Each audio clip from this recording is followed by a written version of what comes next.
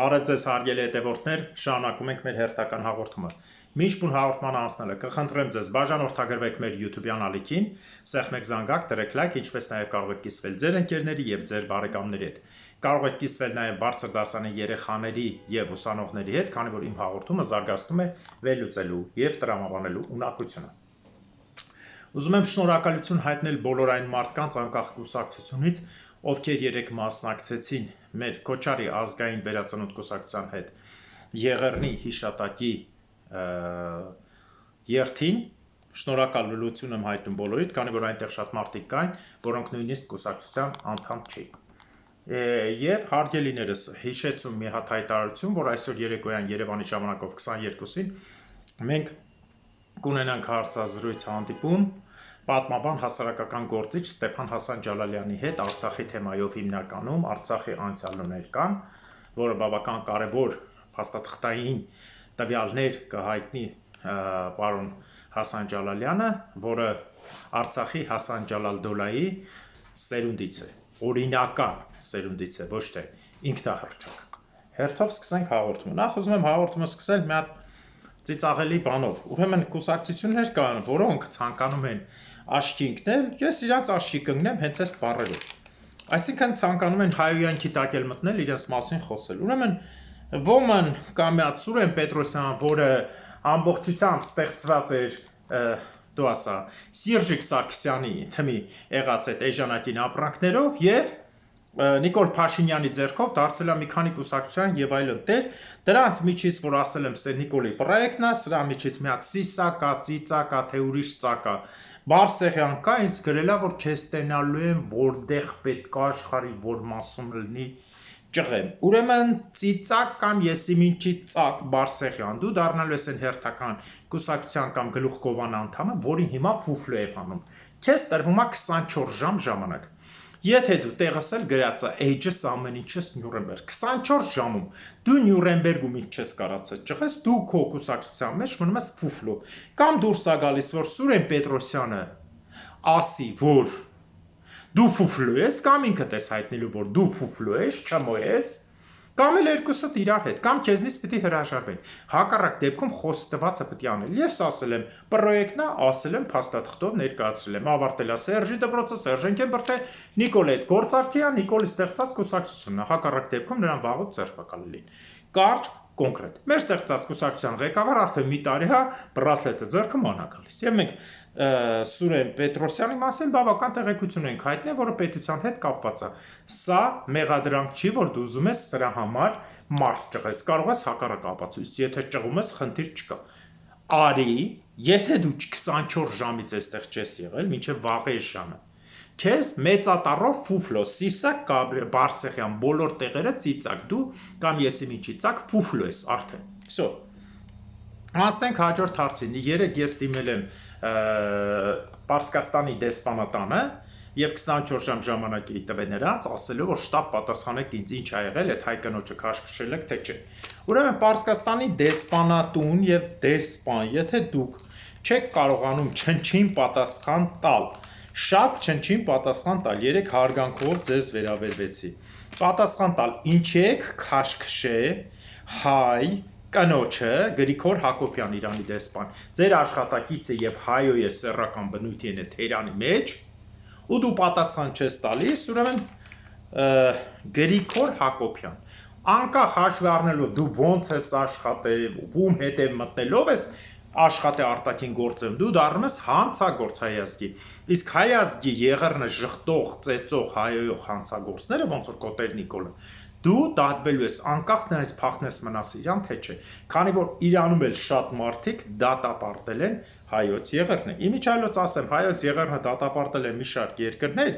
եւ Նիկոլ Փաշինյանը հիմա նստած հոնգուր լացում է զանգեց Էրդողանին ասեց այ մարդ մի բան արա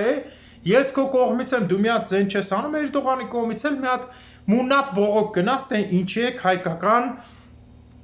հայերին պաշտպանում Եղեռնը ցույց տալիս եւ այդ։ Եվ ուզում եմ հաջորդ ասեմ, հարգելի հայ հետևորդներ, ովքեր փորձում են նսեմացնել հայոց եղեռնի թիվը, 3-1 ոմն թուրքեր, թե թուրքերը մորը բերնից բռնաբարել են, ինքը ծնվել է Իրանել, Աշոտ Մարտիրոսյան ասում է ինչ է սուրճացնում թիվը 1.5 միլիոն, այդքան էլ չկա, ուր մնաց 3 միլիոն։ Ուրեմն այս սուտ տեղեկություն տվողներին ես գցեցի փաստաթուղթը, որը գցել է Նանա Հերունին, իր հոր եղբայրը ցեղասպանագետ է, Փարիզ Հերունու երևի եղբայրն է, չեմ հիշում, Նանա Հերունին կուղի, ուղղակի ազգանունները տեսանույնն է, որ մարդը գիրք է տպել, որ զոհերի թիվը ավելի քան 3.5 միլիոն էր։ Այն ինչ ես ասում եմ, ավելի քան 3 միլիոն մարդիկ փաստաթղթերով ապացուցած։ Հանգարց չընկնեք որևէ սուտ հայի, այսինքն թուրքի վաճառված կամ թուրքի կողմից իր մամային բերանից բռնաբարած, որից ծնվել է ինքը կամ ինքն էլ ռեգուլյար բռնաբարվողի հետ, որ փորձեք հայոց եղեռնը նսեմացնեք։ Հիշեցնեմ, որ ջհուդներին եղեռ չի եղել, սպանվել է 55,000 մարդ, այն ջհուդները, որոնց թույլ չեն տվել, որ այդ ջհուդները ուղղակի իրենց փողը տան Իսրայելի կառուցմանը, այդ 55,000-ին ասպան, որը 57 թվի դարավ կես միլիոն, 57 թվից հետո սարքին 6 միլիոն, փաստաթուղթ հիշեցումը բազում է, մեկը օրինակ ասել եմ Օսվենցիմում, որ մահացածների կեսը հայկական ազգանունով է, գերմանացին շատ աջոգում հայկականա թե ջուդական։ Այդ ես ասեցի, նույնիսկ ցիպինի նման ցիպին պիցին հելավ փախավ։ Բարձր շարունակություն ունեց, որ հայ ազգին հիմա էլ փորձում են եղեռնը քչացնել, Նիկոլի նման թուրքերը նստած լացում են։ Նիկոլ թուրք նստել լացում է իր Հռոմի պապի համար, հիմա այնտեղ է ուղարկել ում Մերելի հետ սելֆիա մոլ, հա, Կաշեյ Բեսվերտնի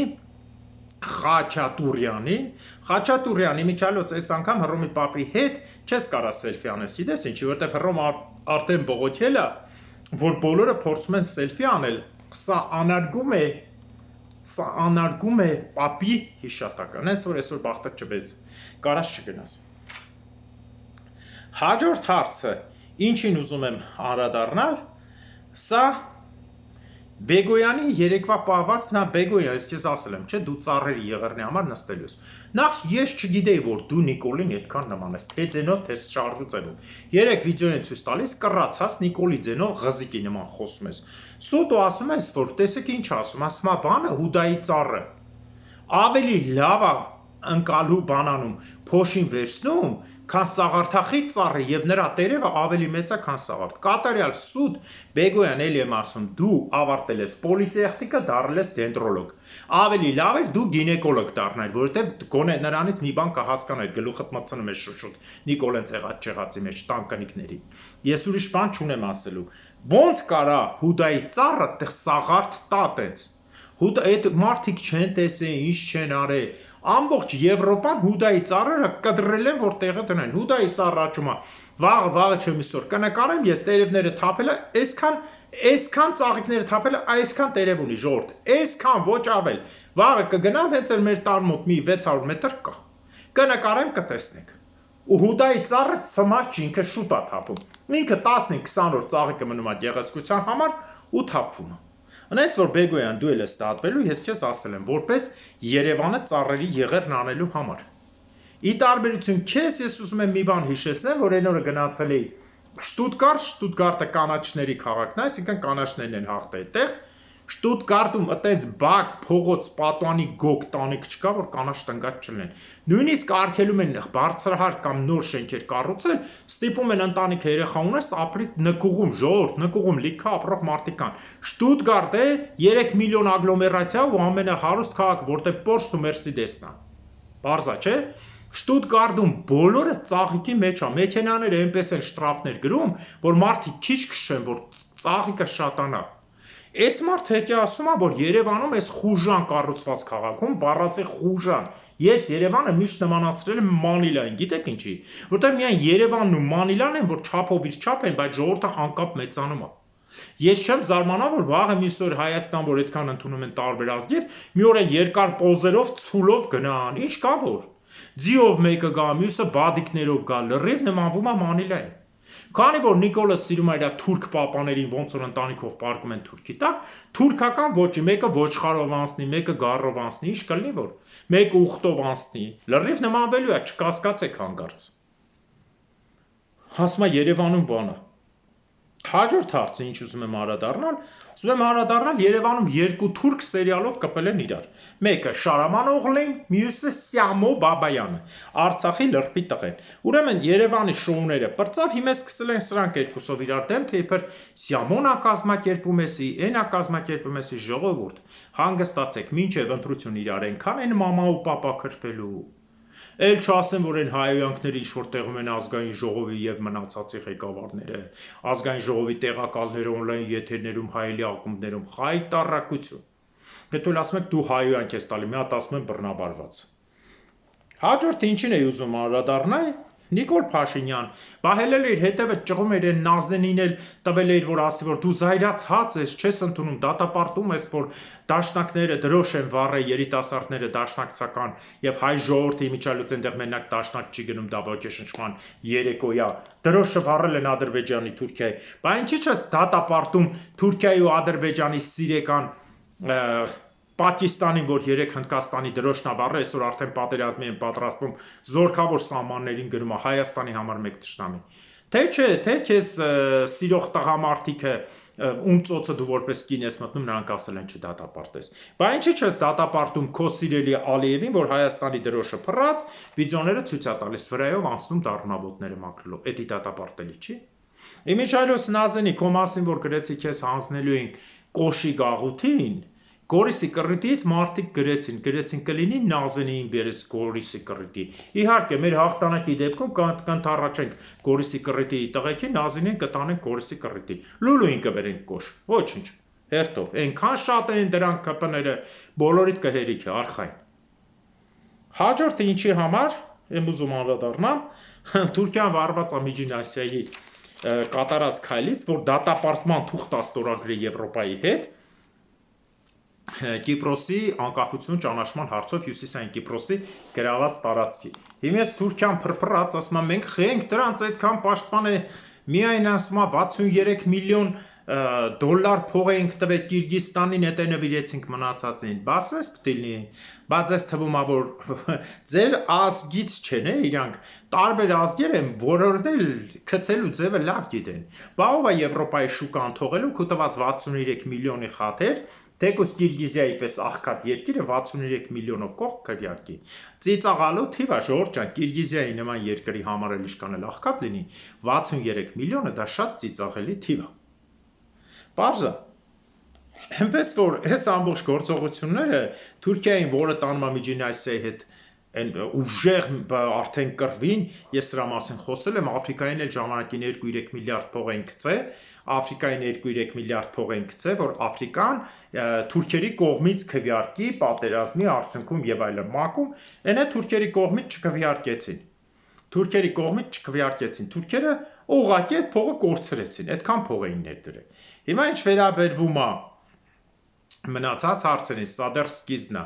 այնքան բան է լինելու, որ դուք չեք պատկերացնի, այնքան շատ բաներ է լինելու։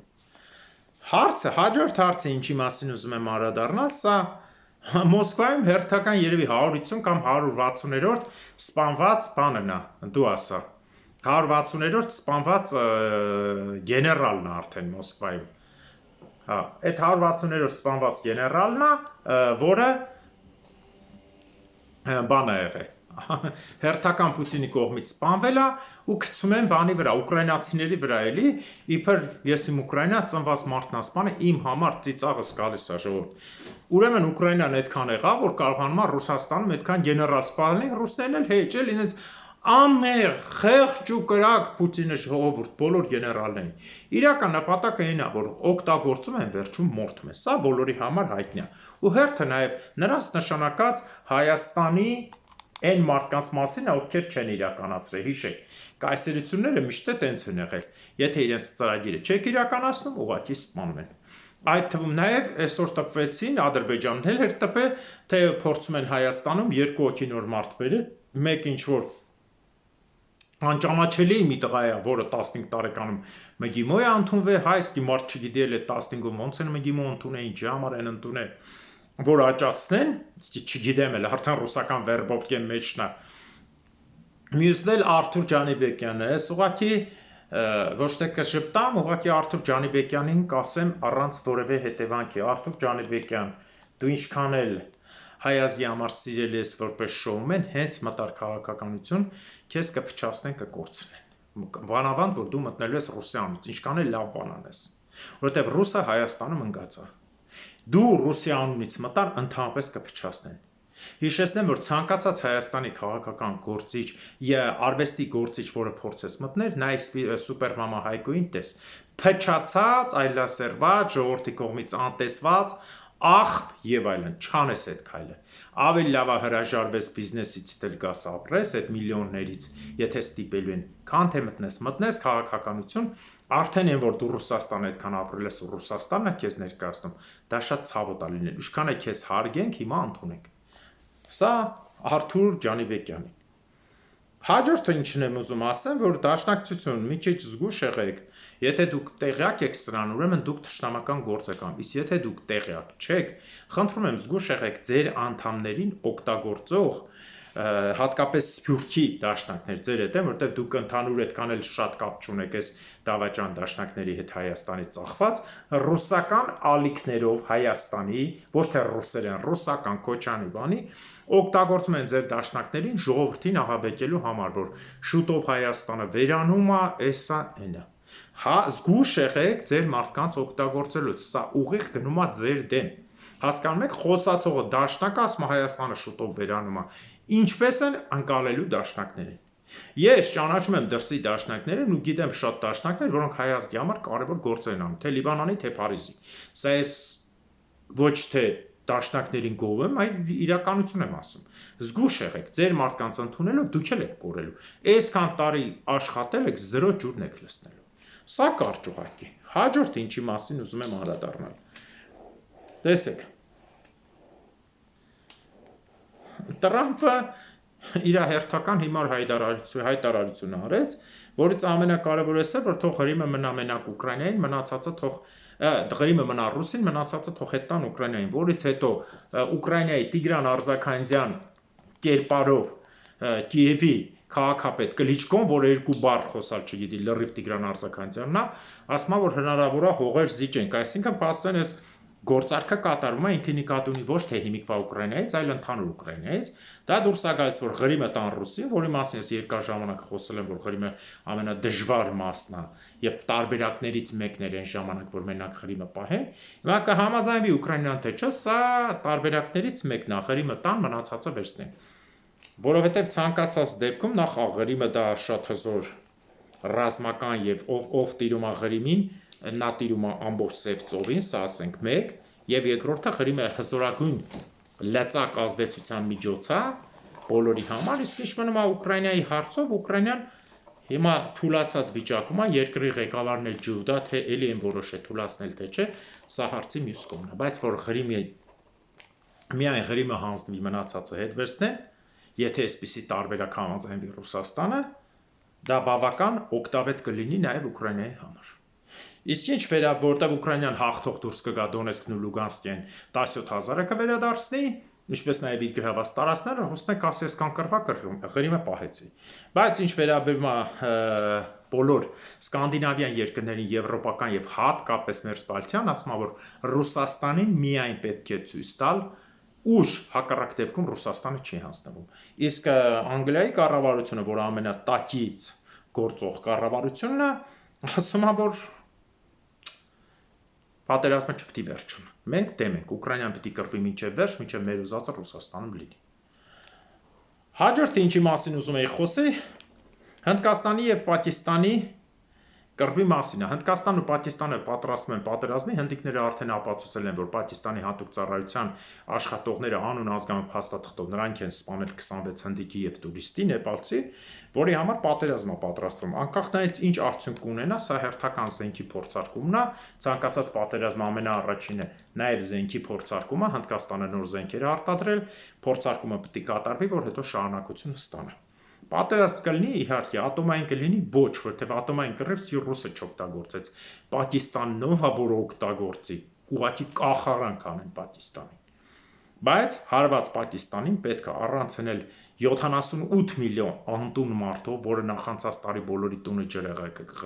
քշեց, 78 միլիոն անտուն մարդով կատարյալ սոված, 5-6 պրեզիդենտ փոխած մեկ տարում բոլորին սպանած ղեկավարությունը եւ Թուրքիայի եւ Ադրբեջանի դաշնակիցը եւ աշխարհի միակ պետությունը, որը չի ճանաչի Հայաստանի անկախությունը եւ միշտ օգնում է իր քոչվոր տեղով Ադրբեջանի, պիտի պատերազմի ենթարկվի սա մեկ։ Հաջորդը ինչի մասին եմ ուզում ասեմ, որ հերթական Գալուբոյ կոմիկ Նարիշկինը Ռուսաստանի հետախուզական ներքին արտաքին հետախուզության պետ Նարիշկինը Նաչալնիկ կոնտրազվեդկի եկել է Բաքու հանդիպելու իբր Իրաքի հատուկ ծառայության, Սիրիայի հատուկ ծառայության ղեկավարների հետ։ Հիշեցնեմ ձեզ, որ Նարիշկինը պատկանում է պալատական կոմիկների խմբին,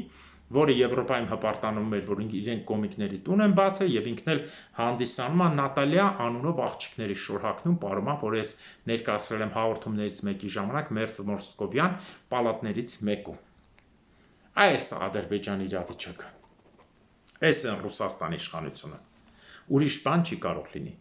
Եվ վերջում պատմական մասում ուզում եմ անդրադառնալ մեր Մելիք Վանի Աթաբեկյանի, որը ջրաբերդի մելիքների ցանցների միջալոց ջրաբերդի մելիքները, սրանք մեր Արցախի մելիքներն են, Խամսայի մելիքություններից մեկը, 5-ի մելիքություններից, որը Իրանի կազմում գտնվում էր, Իրանը նրանց տվեց կիսանկախ վիճակ, քանի որ սկսած Դավիթ Բեգից եւ արցախյան սխնախներից պայքարեցին բոլորը հանուն 1700 թվերից պայքարում էին հանուն Արցախի եւ Սյունիքի կիսանկախության, ինչպես նաեւ Նախիջևանի, եւ նրանք Իրանների շահը, որպեսզի հայերը իրենց հողը պահեն եւ լրացուցիչ Իրանը զենք չօգտագործեր հայ սպանելու համար, Իրանը քաղաքականության մեջ, ասել եմ, կայսրությունը ավելի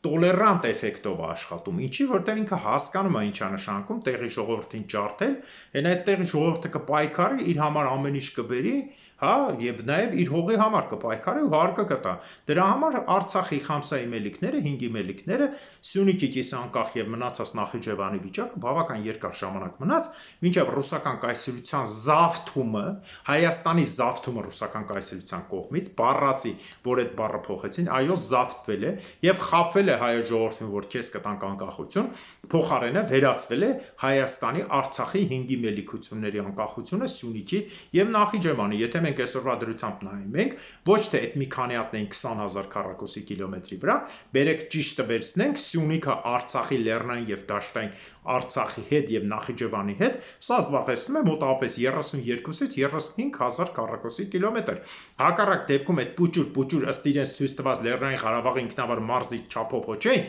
եթե Լեռնային Ղարաբաղի ինքնավար մարզի չափով լինեին 4400, Իրանը ինչ էր հսկայական կայսրություն ամբողջ արևելքի հզորագույններից մեկը այդքան տեղին տալիս անկախություն։ Ոչ, X տարածք եւ այն ժամանակ այդքան մարդ չապրես, սրանից 300 տարի առաջ կարող է այդքան տեղ ապրում էին 10 միլիոն մարդ։ Ոչ,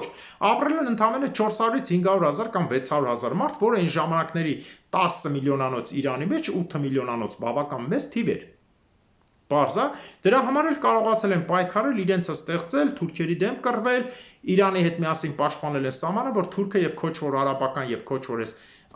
ազերբայջանների ցեղը չմտնի։ Բառաների ցեղը մտավ ոնց, հայերը թույլ տվեցին իրենք մտան, հետո Իրանում ասեցին մենք ձեր իսլամն ենք ընդունում շիա, ճիշտ խառնվելով մեջները, հետո եկան փորձեցին տիրել իմիջիայլոց ջրաբերդին, բայց դա նրանց մոտ չստացվեց, քանի որ Մելիք Աթարբեկյանները նույնպես սերվել են Հասան Ջալալյանների իշխանական տնից եւ նրանք նաեւ կառուցել են, բացի նրանից որ իշխել են, կառուցել են Երից մանկունք եկեղեցին 17-րդ դարում եւ պայքարել են Վարանդայի դավաճան Մելիքի Շահնազարի եւ Փանահ քոչվոր այս քոչվորների ցեղից մի ներկայացուցիչ կար, որը պարսիկ էր, բայց իրեն ներկայացնում էր սրանց հետ երկուսի մեջտեղ է, էլի։ Փանահի դեմ, իսկ Փանահի սպանությունը ես պատմել եմ ոնց ա եղել, շատ գեղեցիկ կերպ իմիջիալոց։ Փանահը, որ Շուշիի բերդը վերցրել էր եւ Իրանին հայտնելով որպես ծառայություն, որ ոտների տակ կպոպզեն թողեք Շուշին սարքեն, ֆրանսիական ճարտարապետ բերեցին, Շուշիի բերդը սարքեցին։ Քանի որ հայերը այնտեղ բնակչությունը հիմնականում հայեր էին, բոլոր պատերազմներին, որ ռուսները եկան, հայերը դիմադրեցին, նույնիսկ 47 օր Շուշին դիմադրեցին 1700 հոգով, ջարդելով պարսկական զորքին։ Եվ երբ որ ռուսները գրավեցին, բնականաբար մինչև վերացնելը հայկական իշխանությունները, նրանք պետք է վերացնեին տեղի քոչվորների իշխանությունը։ Քանի որ իրենց ոչ թե համարում էին ադրբեջանցի, դա ծիծաղելի է, իրենց համարում են պարսկիկ կամ քոչվոր տեղի ազգեր, քոչվոր, ոչինչ չունեն, նրանք ազգային կերպար չունեն, եւ Փանահը, որ սրան համոզում են, թե դու լավ մեզ հանձնվում ես, Փանահը ասում է, հա, հանձնվում եմ ձեզ, ոնց որ բոլոր իմիջիալոց բոլոր մելիք խաները Բաքվի խանություն եւ մնացած բոլորը հանձնվեցին ռուսներին առանց կրակոցի։ Եվ Փանահը, որ մտնում է Շուշիի տափարակ տեղ, այսօրվա մոտապես Կարինտակի մոտերն է, եթե չեմ սխալվում, այդ տարածքում իջնում է, որ շոկ է լինում ամառը, ինքը վրան է խփում ընտանիքի հետ, քանի որ Շուշի բերդը արդեն հայ զինվորների ձեռքները եւ ռուսները կանգնած էին, ռուսները փորձում են այս հարցը լուծել, ինչպես ասում են, գեղական կարգով։ Գիշերով իջնում են մոտավորապես 50 ռուս զինվոր ներքև եւ Փանահին իր կանանց ու երեխաների հետ, ինչպես նաեւ իր բոլոր համարզի հետ, մոտավորապես 30 թե 40 հոգի համարզ ուներ, նախահարցակ լինելով ուղղակի բերդի տակ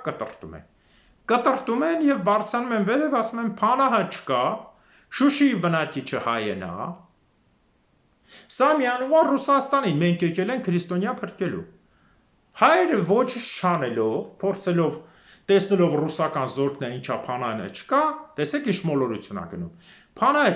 չկան, վերջ, սա մերն է։ Անցնելով որոշ ժամանակ, դա եղել է 1813 թվականին, մինչև Գյուլիստանի պայմանագիրն եղել։ Նրանից հետ, չէ, ներողություն, Գյուլիստանից հետո եղել 26-27 թվականներին, 28 թվականին արդեն Երևանը գրավել են, կարծեմ 27 թվականին եղել։ 28-ին, որ Երևանի բերդը գրավում է եւ Թուրքմենչայի պայմանագրով արդեն Արաքս գետի Ձախապը հաստատվեց Իրանի եւ Ռուսաստանի սահմանը, նրանից հետո սկսեցին կամաց հայկական իշխանությունը միանգամից չվերացրին։ Իշխանները մնացին, վերջին իշխանը ասում եմ ձեզ մահացել է Խաչեն իշխանը 1854 թվականին, ստեղծեցին հայկական մարզը եւ հայկական մարզի մեջ զարմանալի էր Արցախը չկար, ուշադիր եղեք, Նախիջևանն է, Երևանը եւ մնացածը։ Եվ հետագայում արդեն քիչ բաժանելով խմբերի ստեղծելով, ասենք Ելիզավետ Պոլի նահանգ, սրա նահանգ, քիչ վերացրեցին, այդ հայկական մարզն է վերացրեցին, սարքելով ռուսական պրովինցիա, բայց հայ ժողովուրդը չգնաց։ Իսկ այդ ընթացքում, որ հայերին Գրիբայիդովը բերեց, նրա հետ մեկտեղ նաև Ալթայից քոչվոր ադրբեջանցի կոչված այդ քոչվոր ցեղերը կովկասյան թաթար անվանվամբ, քանի որ նրանք թաթար էին, եսիմինչ էին բերեցին, լցրեցին, այստեղ ապրել ու ռուսները բաժանիր որ տիրես, եւ շատ չանցած ընդամենը մի 40 տարի հետո սկսվեց առաջի հայ Ադրբեջան կոչված, քոչվոր կոչված հայ թաթարական կռիվները, որ այդպես է գրված է հայ Կովկասի թաթարական կռիվներ, եկվորների 1903-1905 թվականներ։ Ահա այսքանն է ուզում այսօր ձեզ պատմել, հիշեցնելու համար նաև մեր պատմական Արցախը, Արևելյան Հայաստանը, Նախիջևանը, Արևմտյան Հայաստանը եւ մնացած մասերը մեր հայկական միջագետք, Անտիոք, մի խոսքով ամեն ինչը։ Ես ասել եմ, մենք պահանջատեր ենք մեր 618,000 քառակուսի կիլոմետր տարածքին։ Մենք ոչ մեկից չենք պահանջում Թերանը, մենք չենք պահանջում Դելին, չենք պահանջում Պեկինը, չենք պահանջում Մոսկվան, Վաշինգտոնը, Ռիո դե Ժանեյրոն, մենք չենք պահանջում, ասենք, Զանզիբարը, մեզ մերն է պետք, մենք ուրիշինը չենք ուզում։ Մենք մեր 618,000 քառակուսու պահանջատերն ենք ու պայքարելու ենք մինչև վերջ։ Դրա համար բերեք միասին աղոթենք, ուղարկենք երկինք։ Աստված թող արժանին պատժի հայ ազգի ներքին եւ արտաքին թշնամիներին, ներքինին ավելի շատ, քանի որ նրանք անտեսանելի են, տականք են, ստորեն։ Աստված թող արժանին պատժի ամալեկների թշնամիներին։ Հաջորդ տարին Արցախում, հաջորդ տարին Նախիջևանում, հաջորդ տարին Գանձակում, հաջորդ տարին Բագարանում, հաջորդ տարին Մուշում, Վանում, Արդահանում, Բաբերդում, Սասունում, Կարինում, Կիլիկիայում, Անգորայում եւ Պոլսում։ Ամեն։